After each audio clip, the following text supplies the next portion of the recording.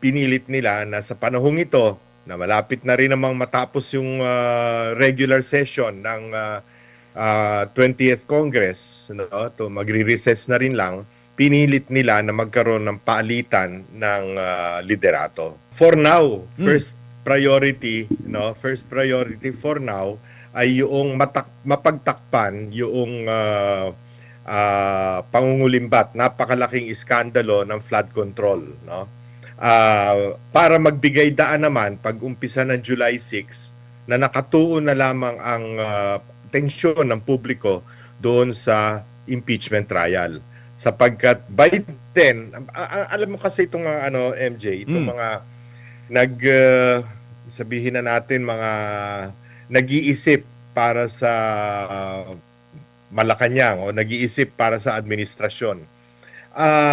Palaging ang iniisip ay ang unang assumption nila, ang Pilipino kasi ay madaling makalimot, no? Madaling mawala. Kung sa bad news man yan o after 1 month or so, nakalimutan na yan ng taong bayan.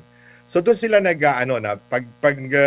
nalampasan natin ito, pagdating ng July 6, puro impeachment na lang ang pag-uusapan ng media at maging ng publiko. So yun ang kanilang kaya importante sa kanila na mapigilan yung Blue Ribbon Committee hearings sa panunungkulan ni Senate President Alan Cayetano, kung saan si Senator Pia Cayetano ang chairman at ang co-chairman or vice chairman ay si Senator Rodante Marcoleta.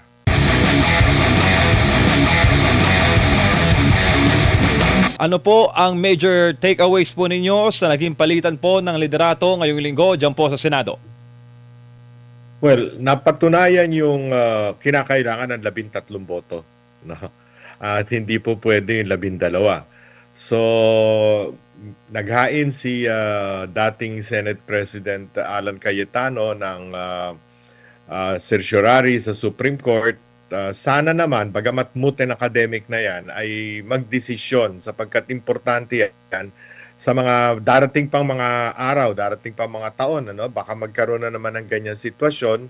Mas mabuting malinaw na kailangan na 13 para ka maging Senate President. No? Opo, at saka binanggit po sa mga speech recently o sa mga Facebook Live ni Senate Minority Leader, former Senate President Cayetano, na dalawa daw po pala ang grupo ngayon sa pamahalaan sa Senado, Sir Lito. Ang una ay yung mga gusto ng katotohanan na ilabas po yung sino ang mga sangkot at masterminds of flood controls anomaly. Ikalawa, yung grupo po ng mga gusto ng cover-up. Ano pong tingin niyo dito, sir? Well, yan ang pananaw ni Senator Alan Cayetano, no? Subalit sasang-ayon ako sa puntong malinaw na kaya pilit na yung dalawang senador na dating nasa majority ni Cayetano Block, wika nga, no? Ay pilit na sinungkit, no? Sa anong paraan, hindi natin alam sa ngayon at wala namang aamin ang katotohanan tungkol doon. Pero malinaw na iyon ay dahil ayaw nila na lumabas ang mga revelasyon tungkol sa katotohanan na ibinubunyag ng mga 18+4 na mga ex-soldiers, no? Ibang ex-marine, iba ex-army, no? Ayaw nila yon. Ang gusto nila ay matuon na lamang ang pansin ng tao dun sa impeachment trial.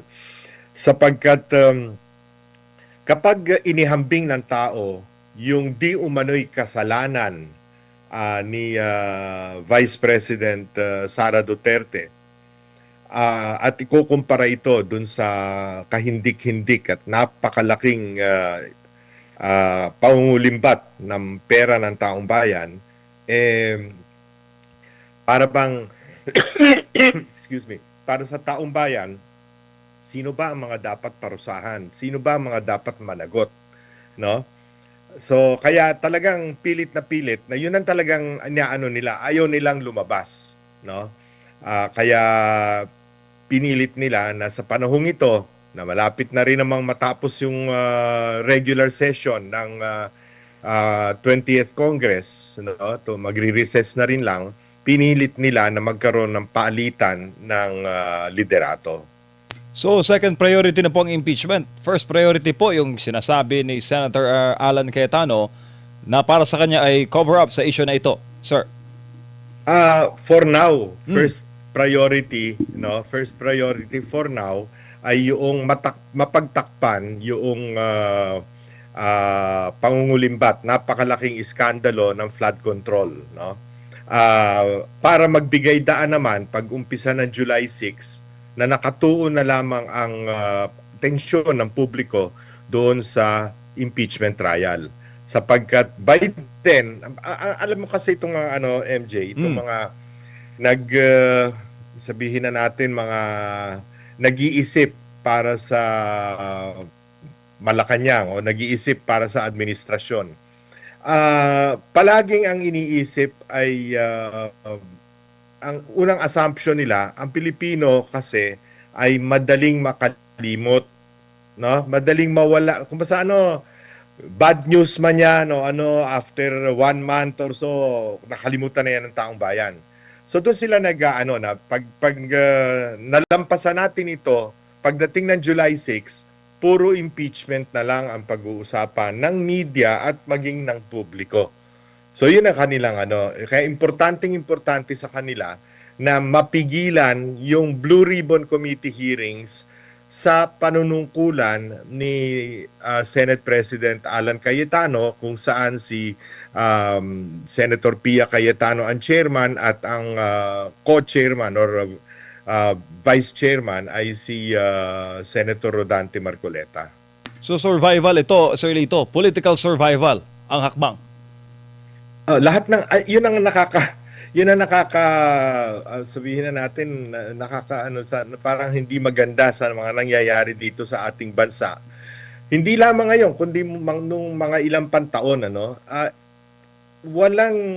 parang hindi isinasaisip kung anong makabubuti para sa taong bayan. Sa gitna ng krisis, walang krisis, biski na kailan, ang laging nasa isipan ng ating pamunuan ay kung paano yung kanilang personal at political na interes ay mapapagana, imbis na yung paano nilang matutulungan ng totoo ang taong bayan, no?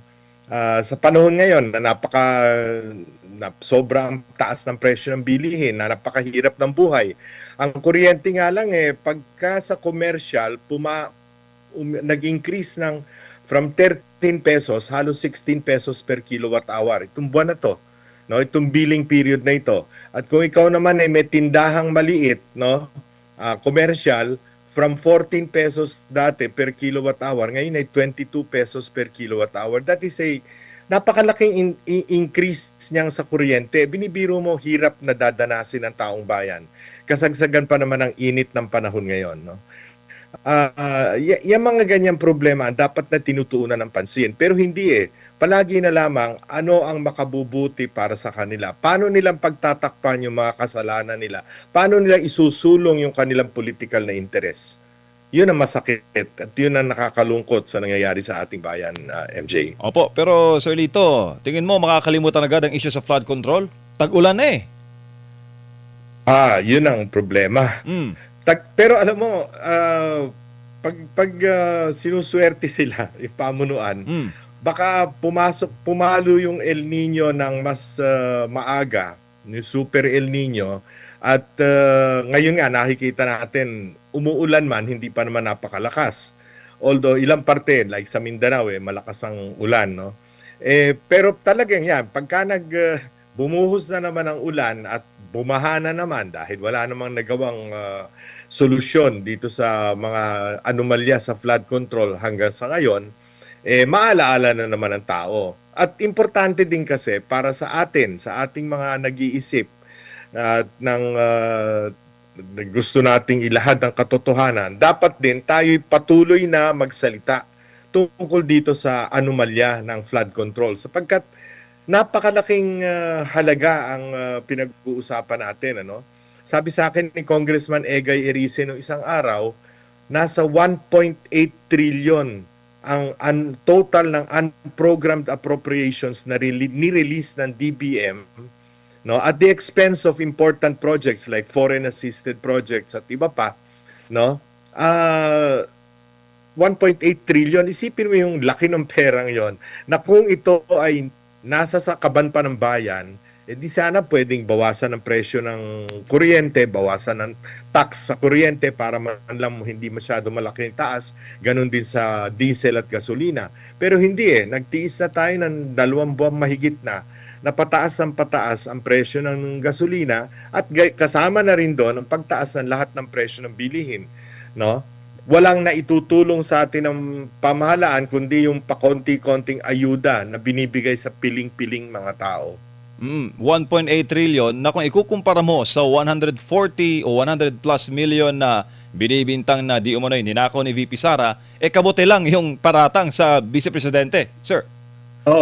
Isang patak sa isang drum ng tubig. No? Isang patak sa drum ng tubig.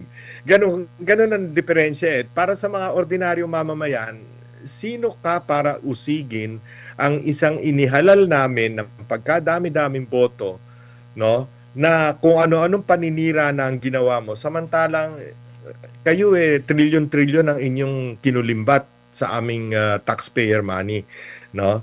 Yun ang iisipin ng taong bayan, no?